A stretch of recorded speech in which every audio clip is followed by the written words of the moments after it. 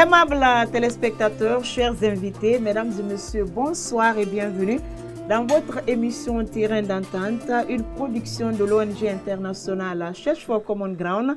Et ce numéro est réalisé dans le cadre du projet Renforcement des capacités électorales et de responsabilisation, normes ordonnées et gouvernance démocratique en Guinée, un projet financé par l'USAID et mis en œuvre sur le terrain par le NDI en consortium avec Search for Common Ground et IFES. Le dialogue politique, on en parle donc dans cette émission. Comme vous le savez, 4 mois après la dernière élection présidentielle, le dialogue est au point mort entre les différents acteurs de la vie sociopolitique de notre nation. Récemment, le chef de l'État, dans un décret, a invité à la mise en place d'un cadre permanent de dialogue politique et social, une annonce qui intervient dans un contexte difficile, à raison notamment de l'interpellation de plusieurs hauts responsables de l'opposition guinéenne au lendemain du scrutin présidentiel. Ce dialogue politique qu'on doit mettre en place sera-t-il le remède miracle aux problèmes guinéens? On en parle donc dans cette émission avec nos invités qui sont déjà sur ce plateau. Il s'agit de Karamo Madi Kamara, il est juriste et analyste politique. Également avec nous sur ce plateau, Abdoul Sako, lui, il est le président du Conseil régional des organisations de la société civile de Conakry. Chers invités, bonsoir et bienvenue sur ce plateau. Oui, bonsoir. Nous vous souhaitons donc la bienvenue sur ce plateau. Merci. D'entrée de jeu, nous allons prendre la température. Je vais commencer par vous, M. Kamara. Quelle analyse faites-vous aujourd'hui du contexte sociopolitique de la Guinée au lendemain donc de ces élections présidentielles? Merci madame pour votre invitation. Bonjour à mon cher frère Abdoul. Le constat que je fais est un constat assez préoccupant. Depuis la fin des élections présidentielles, nous constatons qu'il y a une crispation du climat sociopolitique dans notre pays. Il y a un déficit de dialogue qui s'est instauré entre les différents acteurs sociopolitiques de notre pays.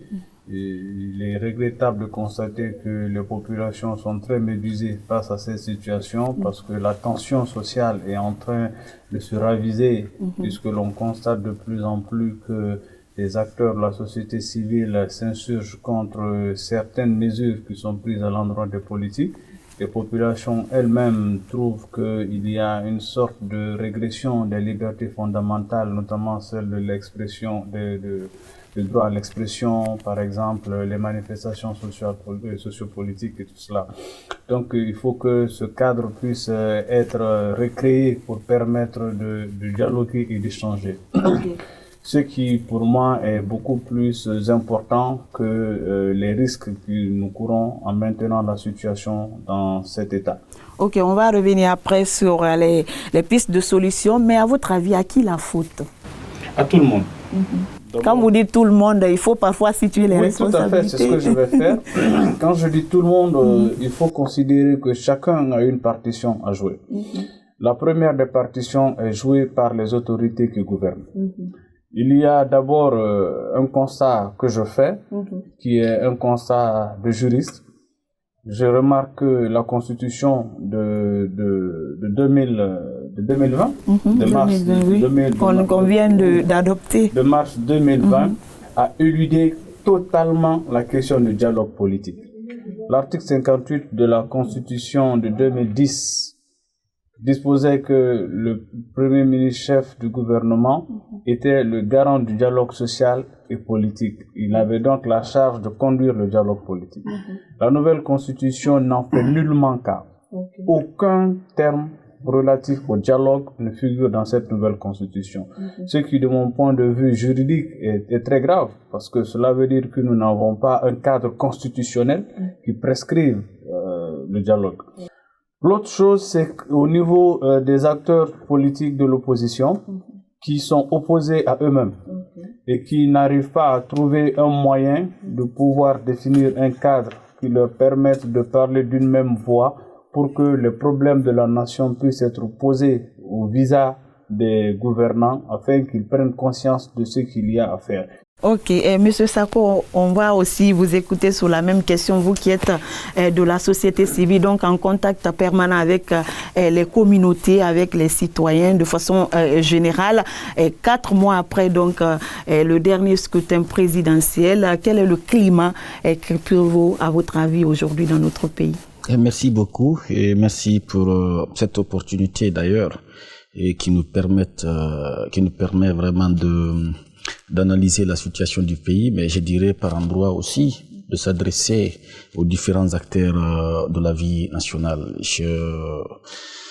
J'adhère parfaitement à la pertinente analyse faite par mon frère Monsieur Camara, oui. Et de toute évidence, c'est qu'il faut faire constater aujourd'hui, et d'abord les élections, je peux dire, le double scrutin du mars 2020 et l'élection présidentielle du 10 octobre, il faut savoir que ces élections se sont tenues dans la douleur. Dans la douleur parce que les Guinéens ont perdu leur vie. Dans la douleur parce que les Guinéens ont perdu leurs biens. En termes de biens publics ou biens privés, les Guinéens ont énormément perdu. Des douleurs parce que ces Guinéens qui ont perdu leur vie, au jour d'aujourd'hui, il n'y a pas de justice pour les familles de ces victimes. De la douleur parce qu'aujourd'hui, il faut reconnaître qu'il a si bien dit.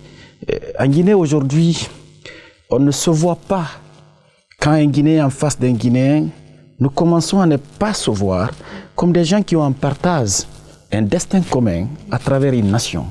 Mais nous nous voyons parfois même, je veux dire dans la grande majorité, il y en a certes, ceux qui ne sont pas dans le cadre, mais quand vous prenez la majorité écrasante, on se voit comme des ennemis politiques à abattre, comme des adversaires qui s'attendent au virage les uns les autres. Alors il faut noter qu'on est dans une situation de repli aujourd'hui. Nous avons constaté, d'ailleurs à travers la synergie des organisations de la société civile pour la prévention des conflits électoraux et leur gestion, nous avons constaté qu'il y a des Guinéens aujourd'hui que les élections deviennent des moments d'expression de frustration parfois qui ne sont pas liés au fait électoral.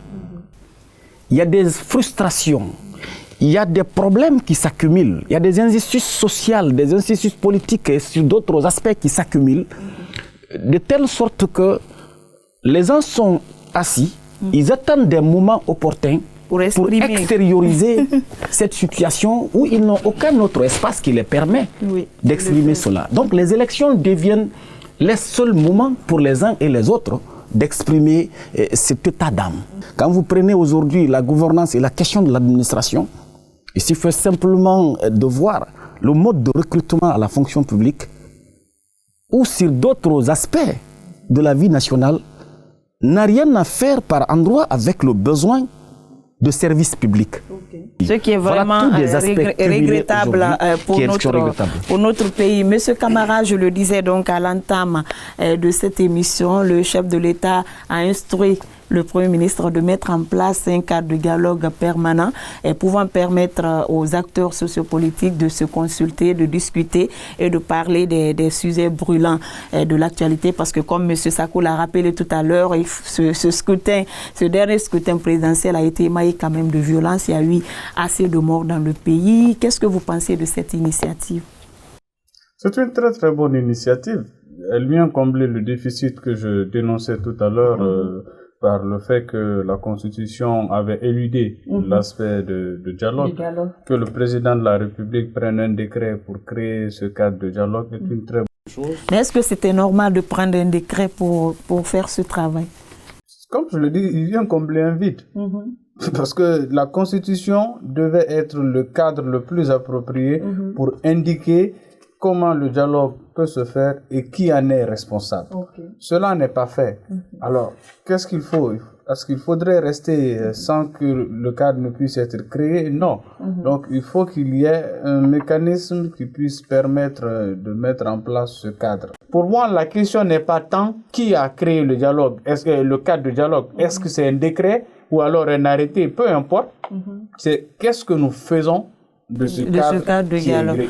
On va revenir plus en profondeur sur cette question, mais beaucoup de personnes s'interrogent sur l'opportunité de mettre en place un cadre de dialogue. Les gens se demandent est-ce que c'est opportun aujourd'hui au vu de tout ce qui se passe dans le pays? C'est toujours opportun. Vous savez, le principe, c'est l'application des textes de loi. Si les textes sont appliqués, nous n'allons pas trop nous accrocher à ces cadres de dialogue parce que la loi reste quand même la norme principale. Puisque depuis quelques années, notre pays a eu la tradition de mettre en place des cadres de dialogue en biaisant les textes de loi, nous sommes ancrés dans cette tradition. Si nous estimons que ce cadre de dialogue peut permettre de régler nos problèmes aux côtés de la loi, c'est tant mieux. Mais il ne faudrait pas que le cadre de dialogue soit un autre cadre qui vienne contrarier la loi. C'est cela la préoccupation pour moi. Il faut faire très attention à ne pas faire en sorte que le cadre de dialogue contrarie la loi. Mais elle peut contribuer à renforcer la loi. Mais quand même, il y a une question que les citoyens se posent souvent, c'est la légalité de ces cadres. Parce que comme vous l'avez rappelé, il ne faut pas que ça soit en contradiction avec les lois. Mais quand on trouve des compromis, on va forcément à l'encontre des lois. Non. Vous savez, il y a plusieurs manières de pouvoir adopter les textes de loi. Le cadre de dialogue peut être un instrument pour faire avancer le cadre législatif. Il peut y avoir un déficit, il peut y avoir un vide juridique sur une question bien donnée.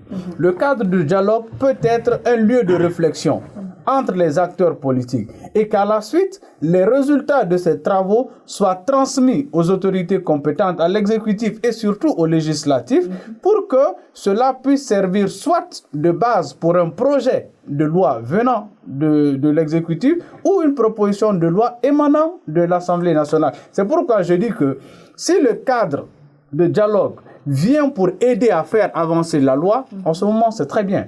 Mais si la loi prescrit une chose et que le cadre de dialogue vienne prescrire autre chose, là ça pose problème. Il faut que nous nous en départissions. Ok. Et Monsieur Sako, cette initiative du chef de l'État n'est pas une première. On l'a rappelé, il y a eu assez de cadres de dialogue ces 10 dernières années dans le pays, dont les conclusions n'ont pas toujours été, dont les résultats, j'allais dire, n'ont pas toujours été concluants. Et cette fois-ci, est-ce que vous pensez que ce serait différent des précédents? D'abord, pour répondre à cette question, il faut savoir au jour d'aujourd'hui, la situation dans laquelle vivent les Guinéens est une situation qui n'arrange personne. Et si nous continuons comme ça, personne n'y sortira gagnant. Et par rapport à cela, donc, une telle situation, il faut changer de paradigme. Et pour cela, il est évident que on a besoin du concours de tous les Guinéens. Ce cadre de dialogue qui, en tout cas, qui est initié, si toutefois il est initié contrairement au passé, je vais dire contrairement au passé, par le passé, le dialogue se faisait pour réconcilier des humeurs. Le dialogue se faisait sur des questions de personnes. On a même vu parfois que les situations soient tendues et qu'un beau matin, on attend un exemple que le parti au pouvoir, le RPZ et l'UFDG se sont retrouvés. On a vu le cas avec le ministre de l'administration du territoire au siège de l'UFDG qu'un accord est paraphé. Alors vous comprendrez dans ce cadre-là, lorsque les accords, le dialogue est fait pour réconcilier des humeurs politiques, pour satisfaire des appétits politiques, non pas sur des faits réels, c'est des problèmes qui assaillent notre bon vivre ensemble. En ce moment, les conclusions, il faut s'attendre parce que la population ne s'est pas appropriée. Il ne voit pas comme un cadre, un dialogue qui l'a concerné. Ça concernait des hommes. Généralement, le slogan « Anaotagi », ça va continuer à rester. Donc, mais est-ce que vous êtes optimiste par rapport à cela? Je suis optimiste dans la simple raison que c'est une obligation, c'est un passage obligatoire. Ça n'arrangera ni la gouvernance, ça n'arrangera ni l'opposition, moins la population. Si actuellement, dans les contextes qu'on a décrits précédemment, si nous ne dialoguons pas, mais dialoguer franchement autour de nos problèmes, nous allons partir vers des situations très compliquées. Et au jour d'aujourd'hui, si ce n'est pas par l'orgueil politique, d'à gauche ou à droite, personne n'est tranquille. Et chacun sait réellement que là où nous allons, ils ne peuvent pas sciemment tirer leur épingle du jeu. Comme le dit le président de la République, gouverner autrement, nous allons aussi dialoguer autrement. Avant donc de parler du type de cadre de dialogue dont le pays a besoin, ainsi que des acteurs qui devraient meubler ce cadre de dialogue, nous allons, chers téléspectateurs, marquer une pause, histoire d'aller à la rencontre de certains de nos concitoyens qui se sont également exprimés par rapport à cette initiative présidentielle. Je vous laisse donc suivre ce micro-trottoir et on se retrouve juste après. Bon, à mon avis, c'est une très bonne chose, l'initiative du président, en ce sens que la paix, en fait, comme on le dit, elle n'a pas de prix. Si le président de la République a pris cette initiative, moi, je ne peux que l'encourager. À mon avis, il faut toujours continuer à dialoguer. Tout ce qui ramène la paix, il ne faut pas se décourager. Même si le président de la République appelle 2 fois, 3 fois, autant de fois qu'il appelle la population ou bien les acteurs politiques pour dialoguer avec eux, à mon avis, il faut accepter. Qu'est-ce que moi je vois dans les dialogues là? Il n'a qu'à laisser les prisonniers. Quand il laisse les prisonniers, on va aller au dialogue. C'est ça qui est important. S'il fait ça, ça va être bon pour le pays, c'est bon pour les populations. Moi, je demande monsieur le président, il n'a qu'à libérer tous les prisonniers. L'opposition, il va être parti voir le président, ils vont faire le même dialogue, c'est très bon. Maintenant, quand il libère les prisonniers, tout le monde ils vont asseoir, ils vont parler. Puisque c'est eux maintenant les pères de famille, pères de la Guinée. L'opposition avec les mouvances. Nous, on veut la paix en Guinée. Parce que sans la paix, au fait, s'entretuer, la mort, et puis on n'a pas quoi manger, difficile le marché. Pour moi, il faut qu'on aille au dialogue pour faire la paix en Guinée. Avec la période de la crise qu'on est comme ça là, il faut le dialogue. Si on sent quoi, c'est pas bon. Parce que le pays, où ça est comme ça, là, avec l'ethnocentrisme, et les gens ne sont pas très d'accord. Donc si on se met autour de table, je pense bien qu'on pourra résoudre le problème de la Guinée. Parce que sans leur initiation, je pense bien qu'ils ne pourront pas divulguer ça aux jeunes. Ils pourront y adhérer au dialogue. Si on ne dialogue pas, comment est-ce que nous allons trouver la solution de ce pays? Il faut partir au dialogue. Chacun n'a qu'à dire ce qui ne va pas de son côté. Et après, bon, on cherche une solution. Donc s'ils appellent un dialogue, il faut qu'ils fassent en sorte que tout ce qui se sont dit là-bas, qu'ils arrivent à respecter pour éviter qu'il n'y ait à chaque fois des possibilités de reprendre le dialogue ou autre. Voilà, je pense que c'est aux acteurs politiques de fournir de l'effort pour qu'ils puissent au moins aboutir à tous ces dialogues qui se sont donnés entre eux. Retour donc sur ce plateau. Je vous rappelle, chers téléspectateurs, que vous suivez toujours votre émission Terrain d'entente.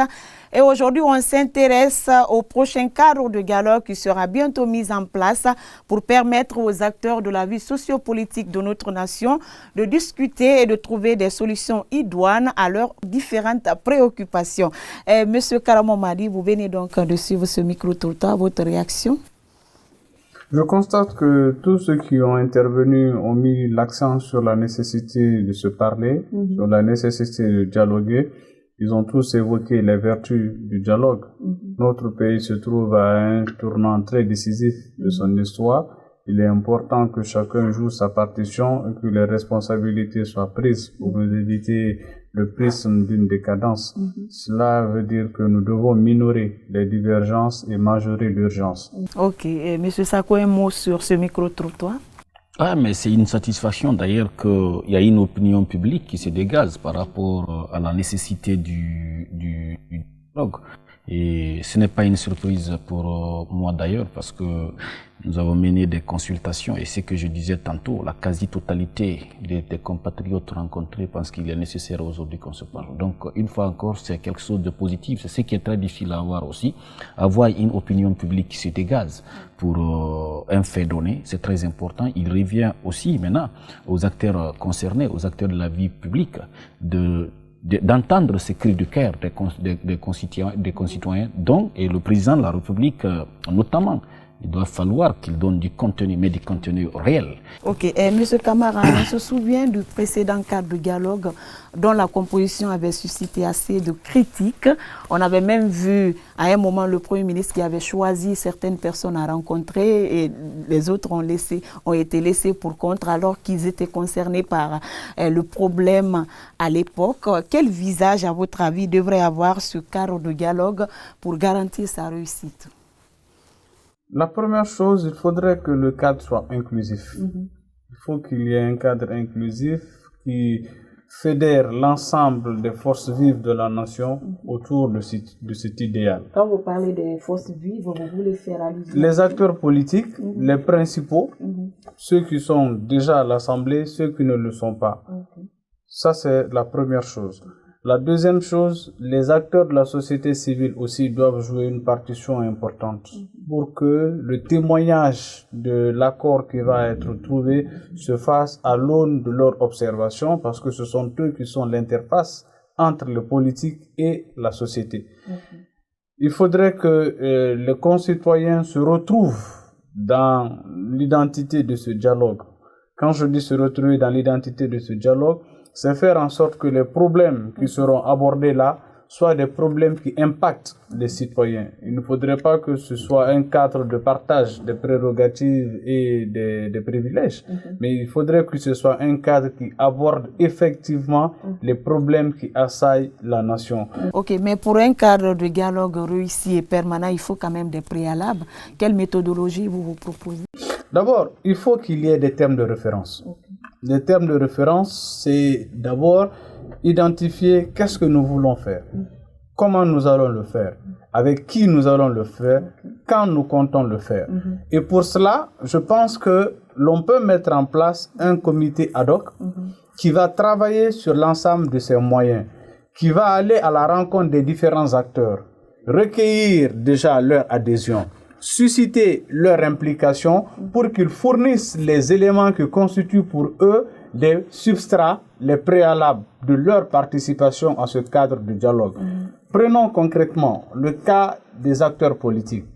Il y a des acteurs politiques qui aujourd'hui ne se retrouvent pas à l'Assemblée nationale, qui contestent l'existence de cette Assemblée nationale. D'autres qui ne sont pas là, qui reconnaissent désormais l'existence de cette Assemblée et de toutes les institutions qui découlent de la nouvelle Constitution. Il faut réussir à les rapprocher pour savoir pourquoi ceux qui ne souhaitent pas reconnaître les institutions de la République le font, ceux qui l'ont reconnu, qu'est-ce qui a été à la base de ce déclic. Une fois que l'on a cela, on insère ça déjà comme un préalable. Est-ce que c'est un préalable qui peut être surmonté? Oui, on le note. S'il ne peut pas être surmonté, l'on voit comment est-ce que on peut trouver le moyen de le contourner, parce qu'il y a toujours une solution. C'est ce qu'on appelle un arbitrage entre le souhaitable et le possible. Il faut toujours qu'il y ait cet arbitrage. Quand nous avons ce cadre préalable qui va donner le ton sur ce que chacun souhaite d'abord voir fait, ensuite il va adhérer, puis on définit maintenant un terme de référence du dialogue. Et c'est sur la base de ce terme de référence maintenant que l'on va associer des objectifs et des résultats avec des actions et un plan qui sera associé pour pouvoir suivre la mise en œuvre. C'est la meilleure manière pour moi de pouvoir arriver à cela. Mais aussi, le choix des personnes qui devront animer ce cadre de dialogue est très important. Oui, moi, c'est une question que je me pose. Pourquoi le Premier ministre? Parce que apparemment, le Premier ministre n'est pas un acteur neutre. C'est un peu cela la préoccupation, parce que sur beaucoup de questions, le Premier ministre a déjà une position tranchée. Il a déjà une opinion affichée, il a déjà une responsabilité qui ne peut pas lui permettre d'aller à l'encontre de la décision qui pourrait être prise. Je pense que si nous voulons donner un contenu réel, nous avons encore certaines personnes dans notre pays qui n'ont pas perdu toute leur valeur. Est-ce qu'on peut avoir les profils de ces personnes? Parce qu'aujourd'hui, on a l'impression que personne n'est neutre. Non, madame, nous sommes 13 millions de Guinéens et je ne pense pas que tout le monde ait perdu ses valeurs. Oui. Il y a des personnes dans notre pays qui ont une très grande valeur interne et une certaine résonance externe, qui gardent encore leur crédibilité, qui ont de la notoriété et qui ont le sens du devoir. Au-delà des préalables, quelle stratégie proposez-vous aujourd'hui, cette fois-ci, pour que les recommandations issues de ce cadre de dialogue ne soient pas lettres mortes?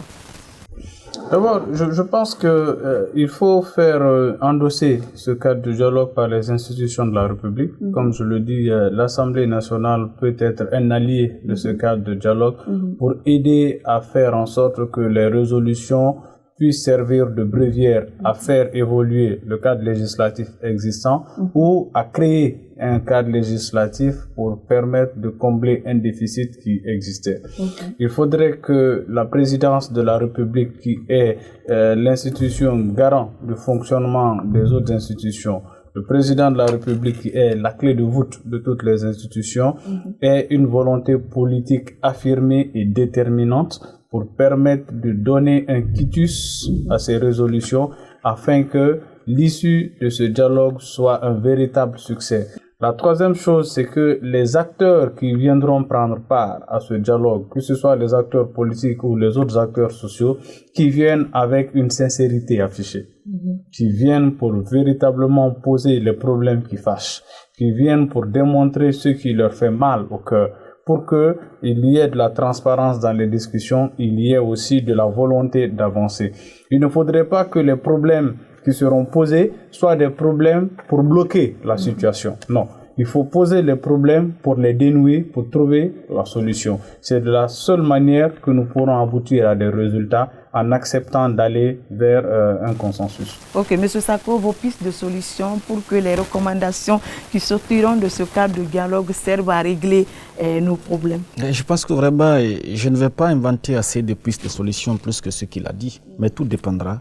Pourquoi nous dialoguons? Quel est l'esprit qui sous-entend la création de ce cadre de dialogue? Ça, c'est un élément qui est important. Deuxième élément aussi, ce qui est plus important aussi, c'est notre capacité d'en faire de ce dialogue une affaire de tous.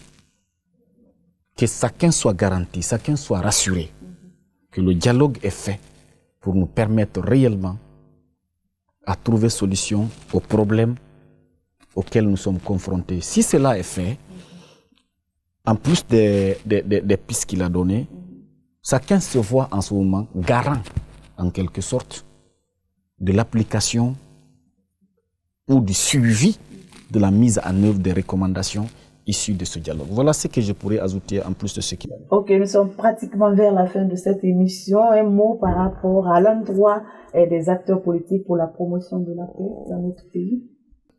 Aujourd'hui, quand il est question d'envoyer un message au niveau des acteurs politiques, c'est aussi simple que ça. C'est de savoir aujourd'hui ce qui a été offert pendant cette dernière décennie aux Guinéens n'a fait qu'empirer davantage la situation des Guinéens. Ça n'a pas répondu aux attentes. Les Guinéens ont été davantage martyrisés.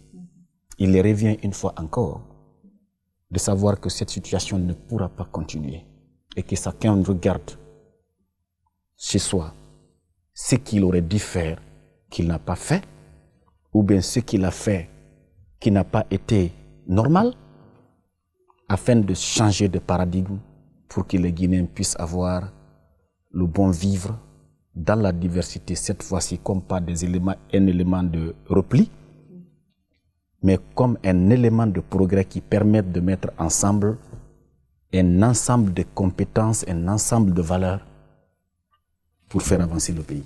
Ok, M. Camara, sans paix, pas de développement, sans paix, pas d'élection.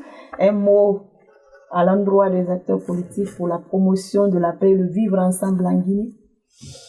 Je pense que chacun a l'obligation de préserver la paix, parce que c'est elle qui nous permet de vivre dans la quiétude.